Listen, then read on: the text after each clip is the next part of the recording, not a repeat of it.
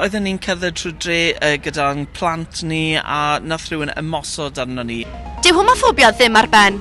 Dyma bydd nath ddod i'r amlwg yn Maes ar y Maes yr wythnos hon. Nath rhywun ymosod arno ni yn eiriol i ddechrau ac wrth trio sefyll lan i hyn, nath yr ymosodiad yna troi mewn i rhywbeth mwy corfforol. Mae Maes ar y Maes yn dathlu 5 mlynedd ers sefydlu ac yma yn Nhregaron mae 30 o digwyddiadau yn cael i'w chynnal. Fi yma yn paned o ge, dyma'r tro cyntaf babell fod ar faes yr Eisteddfod. Y croeso cynnes, mae'r cymuned LGBTQ yn dweud bod mae'r sefyllfa dal yn fregus yng Nghymru.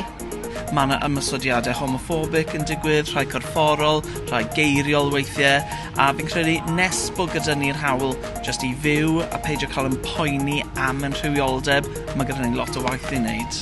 Mae'r gymuned hefyd yn poeni am agwedd gwleidyddion.